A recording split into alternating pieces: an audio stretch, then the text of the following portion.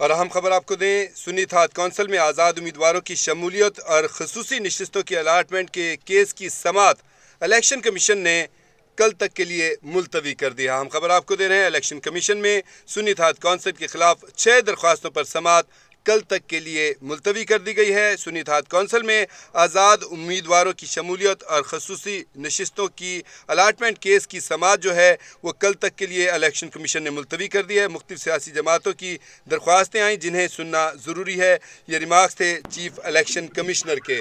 اس سماعت کے دوران اور کیا کیا صورتحال رہی، کیا کارروائی رہی، اس حوالے سے مزید اپڈیٹس دیتے ہیں ہمارے نمائندے کیپٹل ٹی وی اسلام آباد سے شاکر عباسی ہمارے ساتھ لائن پر موجود ہیں۔ جی عباسی صاحب، اپڈیٹ کیجیے گا، کیا کارروائی رہی آج کی اس سماعت میں؟ دیکھیے، سنی اتحاد کونسل میں آزاد امیدواروں کی شمولیت اور خصوصی نشستوں کی الاٹمنٹ کا یہ معاملہ ہے۔ الیکشن کمیشن میں سنی اتحاد کونسل کے خلاف 6 درخواستوں پر سماعت ہوئی۔ چیف الیکشن کمشنر سکندر سلطان راجہ کی سربراہی میں 5 رکنی کمیشن نے کیس کی سماعت کی۔ اس کے علاوہ یہاں پر جو پی ٹی آئی کے وکیل تھے انہوں نے موقف اختیار کیا کہ ہم نے مخصوص نشستوں کی الاٹمنٹ کی درخواست دی تھی، ہمیں نہیں معلوم کہ یہ درخواست گزار کس لیے آئے ہیں، جس پر اعظم نذیر تارڑ جو کہ ان کے وکیل ہیں انہوں نے کہا تھا کہ ہم ان مخصوص نشستوں کے لیے آئے ہیں جو ابھی تک الاٹ نہیں کی گئی۔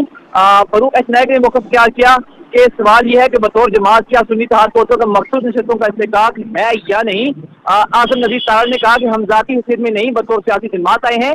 بیرسٹر علی ظفر نے کہا کہ ہمیں نہیں معلوم کہ جماعتوں کا کیا مسئلہ ہے، آئین کے تحت سنی اتحاد کونسل مخصوص نشستوں کی حقدار ہے۔ چیف الیکشن کمشنر نے ریمارک دیا کہ مختلف سیاسی جماعتوں کی درخواستیں آئی ہیں جنہیں سننا ضروری ہے۔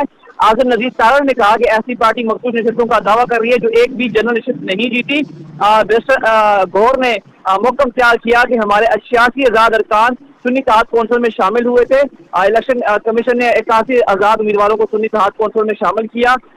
بیرسٹر گور نے کہا کہ ہماری درخواست ہے کہ ہماری درخواست سب سے پہلے آئی، لیکن ہمارے خلاف درخواستوں کو پہلے سماعت کے لیے مقرر کیا گیا۔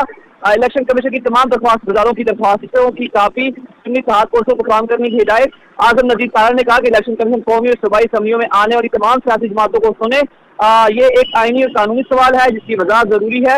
چیف الیکشن کمیشن نے ریمارک دیا کہ سنی اتحاد کونسل کے اعتراضات پر کمیشن آج حکم نامہ جاری کرے گا۔ الیکشن کمیشن نے کیس کی سماعت جو ہے وہ کل تک ملتوی کر دی ہے۔ جی بہت شکریہ آپ کا شاکر عباسی۔